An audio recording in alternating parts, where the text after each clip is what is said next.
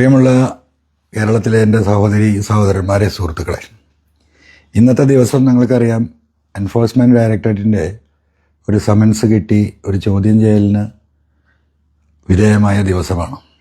ഇങ്ങനെ ഒരു വീഡിയോയിൽ നിങ്ങളുടെ മുന്നിൽ വരാനുള്ള കാരണം, ചില വാർത്താ ചാനലുകളിൽ എന്നെ അറസ്റ്റ് ചെയ്തു എന്ന രീതിയിൽ വാർത്ത വന്ന് എന്നെ സ്നേഹിക്കുന്ന ഒരുപാട് ആളുകൾക്ക് വലിയ വിഷമങ്ങളും പ്രയാസങ്ങളും ഉണ്ടായി എന്ന് അറിഞ്ഞതിൻ്റെ അടിസ്ഥാനത്തിലാണ് ഇങ്ങനെ ഒരു ലൈവിൽ വരുന്നത്.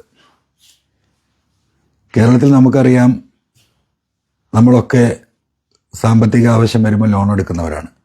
അങ്ങനെ ഒരു ലോൺ എടുത്ത വ്യക്തി കൂടിയാണ് ഞാൻ. 9 കോടി ലോൺ എടുത്തതിൻ്റെ ഭാഗമായി 5,79,00,000 രൂപ തിരിച്ചടവും നടത്തി കഴിഞ്ഞ കുറച്ച് കാലങ്ങളായിട്ട് പേയ്മെൻറ്റുകൾ മുടങ്ങിയിട്ടുണ്ട്. ആ ലോണ് KFCയിൽ നിന്നാണ്, കേരള ഫൈനാൻഷ്യൽ കോർപ്പറേഷനിൽ നിന്ന്. അതിൻ്റെ പേരിൽ കേരളത്തിലെ മുഖ്യമന്ത്രിയുടെ നേരിട്ടുള്ള നിർദ്ദേശപ്രകാരമാണ് എന്ന് ഞാൻ മനസ്സിലാക്കുന്നു. കേരളത്തിലെ വിജിലൻസ് ഞാൻ തട്ടിപ്പിന് വേണ്ടിയിട്ട് ലോൺ എടുത്തു എന്ന രീതിയിൽ ഒരു 420 ചീറ്റിംഗ് കേസ് ഇട്ടുകൊണ്ടൊരു കേസെടുക്കുകയുണ്ടായി.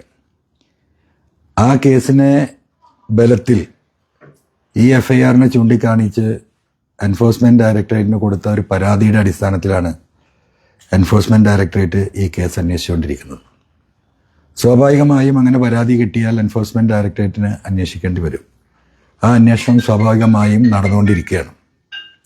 പക്ഷേ ഇവിടെ എൻഫോഴ്സ്മെൻറ്റ് ഡയറക്ടറേറ്റിന് ഇങ്ങനെ അന്വേഷിക്കാനുള്ളൊരു കേസുണ്ടാക്കി കൊടുക്കാൻ വേണ്ടിയിട്ടുള്ള ഒരു കള്ളക്കേസ് എടുത്തത് കേരളത്തിലെ വിജിലൻസാണ്. അതിൻ്റെ രാഷ്ട്രീയം ഞാൻ പറയാതെ തന്നെ നിങ്ങൾക്കറിയാം. കേരളത്തിൽ പിണറായി ഗവൺമെൻറ്റിനെതിരെയും പിണറായിസത്തിനെതിരെയും മരുമാസനത്തിനെതിരെയും ശക്തമായ നിലപാടെടുക്കുകയും വ്യക്തമായ കാര്യങ്ങൾ ജനങ്ങളോട് പറയുകയും ചെയ്ത് തുടങ്ങിയ അന്നു മുതലാണ് നിരവധിയായ കേസുകൾ എൻ്റെ പേരിൽ രജിസ്റ്റർ ചെയ്യപ്പെട്ടിട്ടുണ്ട്. അതിലൊന്ന് മാത്രമാണിത്. സ്വാഭാവികമായിട്ടും ഇത്തരം ഒരു ഘട്ടത്തിൽ ഞാൻ പ്രതീക്ഷ അർപ്പിക്കുന്നത് കേരളത്തിലെ നീതിന്യായ വ്യവസ്ഥയിലാണ്. എനിക്കെതിരെയുള്ള നിരവധിയായ കള്ളക്കേസുകളിൽ എപ്പോഴും എനിക്ക് ആശ്വാസമായതും എനിക്ക് നീതി ലഭിച്ചതും കേരളത്തിലെ കോടതികളിൽ നിന്ന് തന്നെയാണ്. ആ കോടതികളിൽ വിശ്വാസം അർപ്പിച്ചുകൊണ്ട് ഇത്തരത്തിൽ കേരള ഗവൺമെൻറ് നിലകൊള്ളുന്ന നിലപാടുകൾക്കെതിരെ, കള്ളക്കേസുകൾക്കെതിരെ കോടതിയിൽ പോരാട്ടം തുടരും.